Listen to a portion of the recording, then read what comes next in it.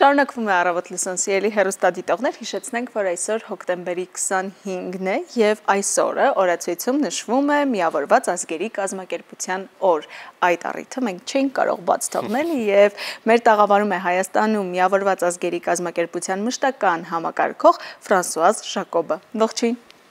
Good morning, Ողջույն, շատ ուրախ ենք, որ այսօր մեր տաղավարում եք և պիտի մեր զրույցը սկսենք ավանդական հարցից, որը տալիս ենք մեր բոլոր հյուրերին, ինչպես եք սկսել առավոտն այսօր։ Well, I got up at 6. Ժամը 6-ին արթնացա։ I go swimming. I went swimming at 6:30. I have a swimming pool just behind my house, 3-minute walk. Լողավազանը 3 րոպե հեռավորության վրա է գտնվում իմ տանից, հետո վերադարձա տուն, սուրճը սմպեցի և պատրաստ եմ աշխատել։ Նաև ամեն օր տեսնում եմ արևածագը, տունս դեպի արևելքին է։ Փաստորեն դուք կարող եք նաև առավոտ լուսոյի մեր թիմին միանալ եւ այստեղ աշխատել, որովհետեւ յուրաքանչյուր օր առավոտյան 6-ին արթնանալը իհարկե արդեն տպավորիչ է։ Լավ, անցնելով բուն թեմային, մենք մինչ հարցազրույցը սկսել միասին զրուցում էինք մինչ եթերը առհասարակ ՄԱԿ-ի, մասնավորապես հայաստանյան գրասենյակի պատմության մասին, կարող ենք մեր հեռուստադիտողներին այսպես կարճ պատմել այդ պատմության մասին, ինչպես բացվեց այդ գրասենյակը Հայաստանում եւ ինչպիսին էր պատմությունը այս տարիների ընթացքում ՄԱԿ-ի։ Well, thanks for the question. So, Հայաստանը անկախություն հռչակեց 1991 թվականին, անմիջապես դրանից հետո դարձավ Միացյալ Ազգերի կազմակերպության անդամ երկիր 1992 թվականի մարտի 2-ին եւ դեկտեմբերին արդեն ՄԱԿ-ի գրասենյակը այստեղ ստեղծվեց, հիմնադրվեց, տարբեր համապատասխան կառույցներ եկան, փախստականների հարցերով զբաղվող զարգացման ծրագրեր եկան։ Շատ հետաքրքիր է, որ 3 ամիս Հայաստանի անդամակցության հռչակումից հետո Հայաստանը մասնակցեց առաջին միջազգային համաժողովի հավաքին։ 92 թվականի հունիսն էր Ռիոյի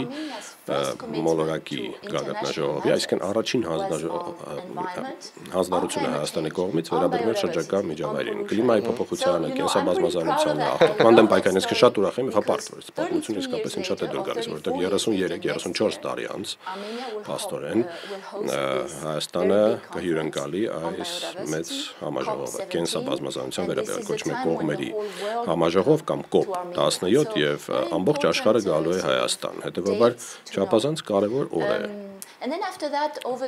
Օրեր են լինելու Հայաստանի համար եւ իհարկե ՄԱԿ-ի անդամ երկիր դառնալուց հետո Հայաստանը ներգրավեց տարբեր նախաձեռնություններում, մեխանիզմներում, հետո նախագահում էր մի չափազանց կարևոր հանձնաժողովում, որը վերաբերում էր կանանց կարգավիճակին 2 տարի ժամանակահատվածով։ Այս պահին Հայաստանը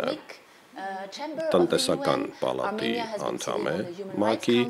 նաև ներկա է Մարդու իրավունքների խորհրդում, այսինքն Հայաստանն իսկապես նպատակ ունի գլոբալ մակարդակով խաղացող դառնալ, օգտագործելով ՄԱԿ-ի միջազգային բոլոր մեխանիզմները։ Իրականում շատ հետաքրքիր են այս պատմությունները, հատկապես երբ հետ ենք գնում եւ տարիների ընթացքը փորձում հետազոտել, բայց եթե անդրադառնանք վերջին տարիներին ՄԱԿ-ի հայաստանյան գործունեությանը, ինչպիսի առաջընթացներ ունենք հենց վերջին տարիների գործունեությամբ։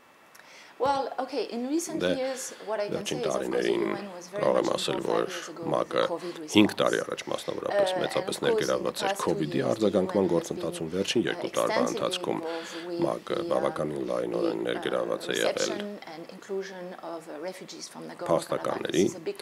ընդունման գործընթացում եւ նրանց ինտեգրման Հայաստանի տնտեսական սոցիալական կյանքում։ Եվ դրանից զատ, ինչ իհարկե ՄԱԿ-ի բավականին մեծ ներգրավվածությունը մենք անցնում ենք դեպի զարգացման ծրագրեր, այսինքն վերջին 2 տարվա ընթացքում ավելի շատ փորձում ենք շեշտադրել այսպես կոչված կանաչ օրակարգը, այսինքն բոլոր հարցերը, որ վերաբերում են էներգետիկ փոխակերպման նուանսմանը, վերաբերում են տնտեսության փոխակերպման նուանսմանը դեպի ավելի կայուն զարգացում։ Շատ կոնկրետ օրինակ կարող եմ ձեզ ներկայացնել, մենք բավականին ծավալուն աշխատանք ենք իրականացնում, օրինակ արևային էներգիայից օգտվելու հնարավորություն տալով սահմանամերձ համայնքներում, մասնավորապես այն համայնքներում, որ հակամարտությունից դժուժել են, նաև ոռոգման ցանցի վերականգնում ենք իրականացրել, ընդլայնել ենք ոռոգման ցանցը, այս տարածքներում եւ ասեմ նաեւ որ վերջին 2 տարվա ընթացքում մենք բավականին մեծ աջակցություն ենք տրամադրել կառավարությանը նպատակ ունենալով նոր ռազմավարություններ եւ օրենսդրություն մշակել օրինակ Հայաստանի կառավարության հետ միասին ժողովրդագրական ռազմավարություն ենք մշակել այսինքն այն թե ինչ ենք անում ժողովրդագրության ուղղությամբ հաշվի առնելով բնակչության քանակի փոփոխությունները մենք բավականին նշանակալի աջակցություն ենք տրամադրում որպեսզի օրինակ ընտանիքները ունենան այնքան երեխա ինչքան ցանկանում են ունենալ կրթության եւ առողջապահության ոլորտում ենք մեծապես ներգրավված գիտեք այս բանը մի շատ կարեւոր ռազմավարություն կա որը վերաբերում է համընդհանուր համապարփակ ապահովագրությանը առողջապահական եւ ՄԱԿ-ը աջակցում է կառավարությանը այս ճանապարհին Այս պահին կարծում եմ մենք նաև բավականին լայն աջակցություն, արդյունավետ աջակցություն ենք տրամադրում։ Ընտրական հանձնաժողովին համապատասխան սարքավորում եւ կարողություններ ենք տրամադրում, որպեսզի սպասարկվեն ընտրությունները հաջորդ տարի լինեն արդար, ազատ, թափանցիկ եւ հասանելի բոլորի համար։ Այսինքն մեծ աշխատանք ենք անում, այդ թվում կենսաբազմազանության, պաշտպանության ուղղությամբ, օդի աղտոտման ուղղությամբ, բազմաթիվ թեմաներ, որոնք շատ տիպիկ են ՄԱԿ-ի համար, բավականին լայն օրակարգ ունենք, այն կոչվում է օրակարգ 2030 եւ վերաբերում է 17 կայուն զարգացման նպատակների իրականացմանը։ Դե Հայաստանում արդեն մոտ 33 տարի է ինչ գործում է ՄԱԿ-ի գրասենյակը, այլ նշեցինք, որ ծրագրերը շատ են եղել եւ ինչպես դուք էլ ասացիք, շատ բազմազան են, բազմակողման են եղել, բայց հետաքրքիր է ձեր գնահատմամբ այս տարիների ընթացքում, որն է եղել այն 1 կամ 2 ծրագիրը կամ ծրագրերը, որոնք ամենաշատն են այսպես ազդեցություն թողել մեր հասարակության մեջ։ Գիտեք, վստահաբար վերջին տարիների ընթացքում փախստականներին տրամադրված աջակցությունը կարելի ասել կարևորներից մեկն էր 120,000 մարդ, ովքեր եկան Լեռնային Ղարաբաղից, կառավարությունը բազմաթիվ պաշտպանության մեխանիզմներ նախատեսեց 10 տարբեր կազմակերպություն, կանխիկ միջոցների տրամադրմամբ, սննդի տրամադրմամբ, ապաստարանի կրթական հնարավորությունների տրամադրմամբ բավականին մեծ գործ արեց եւ վերջին տարիների ընթացքում մեր աշխատանքի մեծ մասը կենտրոնացել է այստեղ իհարկե։ Եվ կարող եմ ասել նաեւ որ գալիք 2-3 տարիների ընթացքում մենք շարունակելու ենք ուշադրություն դարձնել փախստականների հարցերին եւ արդեն անցում կանենք դեպի զարգացման հնարավորություն, այսինքն ներառականությունն ապահովելու նպատակով եւ սա կվերաբերի մասնավորապես աշխատատեղերի ստեղծմանը, հմտությունների ձևավորմանը, կրթական ծրագրերի տրամադրմանը, իրականացմանը, չափահասների համար եւ երկրորդը տնտեսական զարգացմանը միտված նախաձեռնություններն են համայնքային մակարդակում, նշեցի ռոռոկումը եւ էներգետիկան։ Եվ կա էներգիա կարելի է ապահովել մեծ բազմազանություն տնտեսական տեսանկյունից, այսինքն տնտեսական զարգացումը նաեւ սահմանամերձ համայնքների համար մի ուղղություն է, որտեղ մեծ աշխատանք են արել եւ գիտեք մենք փորձել ենք մեծ ուշադրություն դարձնել կանանց հզորացման հարցերին, գենդերային հավասարությանը եւ սա առանցքային ուղղություն է ՄԱԿ-ի համար։ Ես կարող եմ ասել, որ Հայաստանը իսկապես մեծ ուշադրություն է դարձնում այս հարցերին, դեռ շատ գործ կա անելու, բայց կա նոր օրենք գենդերային հավասարության մասին եւ գենդերային հզորացումը, տնտեսական հզորացումը կանանց համար առանցքային ուղղություն է, ինչը նշանակում է, որ մենք օրինակ հատուկ դրամաշնորհեր ենք տալիս այն փոքր տնտեսություններին, որոնք ստեղծվել եւ կառավարվում են կանանց կողմից, հատուկ վերապատրաստում ենք անցկացնում, հզորացնում ենք կանանց։ Նշեցիք այն նեղ ուղղվածությունները, որոնք իհարկե համամարտկային են, բայց այստեղ չանդրադարձանք դեռ մասնավոր մի քանի նախագծերի, որոնք միտված են երիտասարդության աջակցմանը, կրթությանը եւ մշակույթին։ Ինչ նախագծեր են իրականություն դառնում ՄԱԿ-ի շնորհիվ Հայաստանում այս շրջանակներում։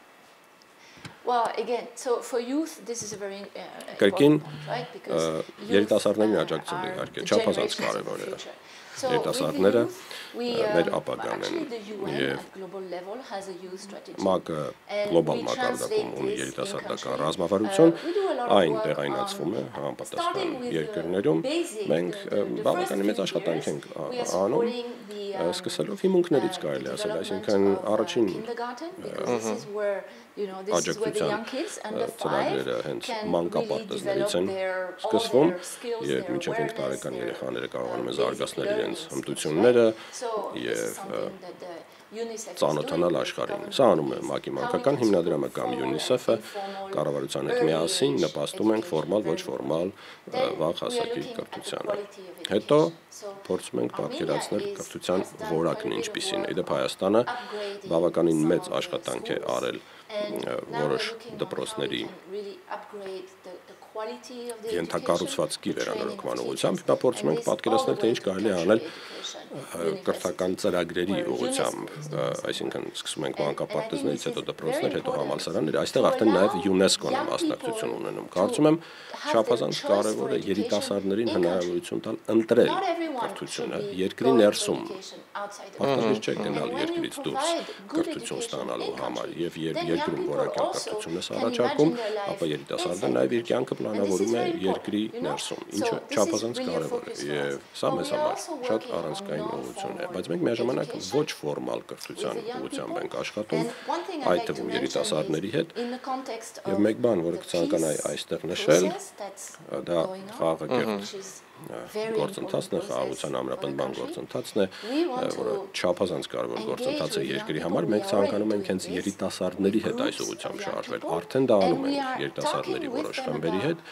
նրանց հետ խոսում ենք այն մասին, թե ինչպես են նրանք տեսնում խաղաղությունը, ինչ է նշանակում խաղաղությունը նրանց համար, ինչ են ակնկալում խաղաղությունից, ինչ հույսեր ունեն, ինչ հնարավորություններ են տեսնում, ինչից են վախում,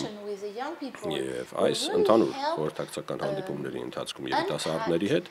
մենք փորձում ենք բացահայտել իրապես, այսինքն լույս սփռել այն ընկալումների վրա, որ վերաբերում են խաղաղությանը։ Մի երկրում, որը վերջին 30 տարվա ընթացքում բավականին լարված է եղել այդ տեսանկյունից, շատ կարևոր թեմա է, այդ թվում երիտասարդների հետ քննարկելու առումով։ Ժամանակին տարիներ առաջ միավորված ազգերի կազմակերպությունը հենց ստեղծվեց պատերազմից հետո, իհարկե առաջին հերթին միտում ունենալով միավորել ազգերին, որը թերևս ամենակարևորն էր այդ ժամանակահատվածում, անցան շատ տարիներ եւ կարծում եմ այսօր բոլորը հասկանում են, թե որքան շատ, որքան տարբեր եւ որոշ առումով իհարկե որքան բացասական են հաճախ այն փոփոխությունները, որոնք հիմա աշխարհում տիրում են։ Այս ամբողջ իրողության համատեքստում ինչպիսին է այսօր ՄԱԿ-ի դերը ձեզ համար աշխարհում։ So look, peace remained at the core, okay? Խաղաղությունը միշտ մնում է առանցքում։ Երբ ՄԱԿ-ը ստեղծվեց երկրորդ համաշխարհային պատերազմից, հետո ստեղծվեց հենց այդ գաղափարախոսությամբ, որ պետք է փորձենք պատերազմը կանխել բոլոր հնարավոր ձևերով։ Բայց խաղաղությունը հակամարտության բացակայություն չէ։ Խաղաղությունը նաև միջազգային համագործակցություն է, այսինքն ՄԱԿ-ը իսկապես ստեղծեց միջազգային համագործակցություն։ Այսինքն արդարադատություն, մարդու իրավունքների պաշտպանություն, միջազգային իրավունք եւ ահա այս սյուների վրա էր կառուցվում Միացյալ Ազգերի կազմակերպությունը։ Իհարկե ժամանակի ընթացքում նաև կայուն զարգացման ուղղությամբ աշխատանք արվեց, բազմաթիվ գլոբալ ստանդարտներ ստեղծվեցին, ասենք սննդի անվտանգության ստանդարտը մշակվեց հենց ՄԱԿ-ում, կամ օրինակ քաղաքավիացիայի ստանդարտները նույնպես, տիեզերագնացությունը նույնպես ՄԱԿ-ի գործունեության տիրույթում է, այսինքն ՄԱԿ-ը բոլոր այս տարբեր հարցերով զբաղվում է, բայց առանցքում խաղաղությունն է։ Եվ կարծում եմ, որ օրերս հիմա բավարար չենք խոսում խաղաղության մասին, խոսում ենք ավելի շատ պատերազմի մասին, հակամարտության մասին, եւ կարծես թե զրկում ենք մարդկանց այն գիտակցությունից, որ խաղաղությունը միշտ տարբերակներից մեկն է եւ պետք է լինի նախընտրելի տարբերակը։ Գիտեք, երբ խոսում ենք երիտասարդների մասին, առաջին հերթին պետք է երիտասարդներին կարողանանք ներգրավել, նրանք պետք է տեղյակ լինեն, որ պատերազմը արձագանք չէ խնդրի լուծում չէ, պետք է այս բանին սերմանել խաղաղությունը, իսկ դա շատ դժվար է, որովհետեւ երբեմն հարևանների հետ ընտանիքում հակասություններ, վեճեր են առաջանում եւ խաղաղություն սերմանելը պետք է սկսվի սրտից, երեխաներից, երբ երեխաները դաստիարակվում են պատերազմի կոնտեքստում, պատկերացրեք, թե ինչ է դա անում նրանց աշխարհ ընկալման հետ, Երբ նրանք դառնում են չափահաս։ Հետևաբար չափազանց կարևոր է, որ շարունակենք սերմանախաղաղությունը։ Հեշտ չէ, քանզի բազմաթիվ խոսույթներ կան, որոնք այս պահին արտոնությունը տալիս են ատելության խոսքին, ապատեղեկատվությանը, սխալ տեղեկատվությանը, ինչը չափազանց կարևոր թեմա է մեզ համար։ Եվ երբեմն մարդիկ կարող են, չգիտեմ, համարել վատ նորությունները շատ գրավիչ, բայց այդ տեղը պետք է տալ լավ նորություններին, թող լավ նորությունը համարեն գրավիչ։ Ատելության խոսքը ամրապնդվում է ցավոք սրտի սոցցանցերի միջոցով, տարբեր այլ աղբյուրներից, եւ ատելության խոսքը բերում է հակամարտության, լարվածության եւ վերջը պատերազմի։ Հետևաբար պետք է հիշել, որ այդ տարածքը, այդ տիրույթը պետք է լցնել խաղաղությամբ։ Եվ իսկապես հենց այդ բոլոր նպատակների համար էլ ՄԱԿ-ը շարունակում է իր գործունեությունը ամբողջ աշխարհում այս տարիների ընթացքում առիթն օգտագործելով ամբողջ աշխարհի ՄԱԿ-ի աշխատակիցներին կարելի ասել շնորհակալություն գործունեության համար եւ որպես ամփոփում, քանի որ եթերից առաջ դուք պատմում եք, թե ինչ հագեցած աշխատանքային ճանապարհ եք ունեցել ՄԱԿ-ի հետ, ինչն է ձեզ ոգեշնչում ՄԱԿ-ում աշխատելիս։ Նախ եւ առաջ ՄԱԿ-ը գիտելիքի ուղղակի ֆանտաստիկ աղբյուր է, շատ բազմազան։ Ես ամբողջ թիմս ինտելեկտուալ տեսանկյունից անընդհատ ինչ-որ ոգեշնչման աղբյուրներ են գտնում, խթաններ, առաջին հերթին։ Երկրորդը ՄԱԿ-ը ինձ հնարավորություն է տալիս ոչ միայն ճամփորդել, այլև ապրել աշխարհի տարբեր հատվածներում։ Հայաստան գալը իսկապես հրաշալի է, հրաշալի փորձ է, շատ գեղեցիկ երկիր է։ Ես անհամբեր սպասում եմ հաջորդ տարվան, երբ կկազմակերպվի արդեն կողմերի համաժողովը կամ COP17-ը, կենսաբազմազանության պահպանության ուղղությամբ եւ մարդիկ եւս մեկ անգամ կտեսնեն, թե ինչքան գեղեցիկ է Հայաստանը, ինչ գեղեցիկ բնություն ունի, ինչ գեղեցիկ միջավայր եւ մշակույթ։ Մշակույթ ցանկալի շատ դրական խոսքով ավարտել, քանզի փորձս այդպեսին էլ եղել է Հայաստանում։ Հիանալի է։ Շնորհակալ ենք անչափ առավոտը մեզ հետ սկսելու համար եւ շատ կարեւոր նախագծերի, որն իրականացնում է ՄԱԿ-ը մասնավորապես Հայաստանում այդ ծրագրերի մասին բարձրաձայնելու համար։ Այո, մենք վստահ ենք, որ դեռ հնարավորություն կունենանք ձեզ հյուրընկալել մեր տաղավարում, որովհետեւ թեման շատ հետաքրքիր է եւ հարցերը շատ են, բայց այսօրվա համար շնորհակալություն ենք հայտնում եւս մեկ անգամ, իսկ ձեզ սիրելի հեռուստադիտողներ առաջարկում ենք մնալ առաջինի հետ, ծանոթանալ օրվա լրահոսին եւ այնուհետեւ վերադառնալ ու շարունակել օրը մեզ հետ։ Կհանդիպենք լուրերի թողարկումից հետո։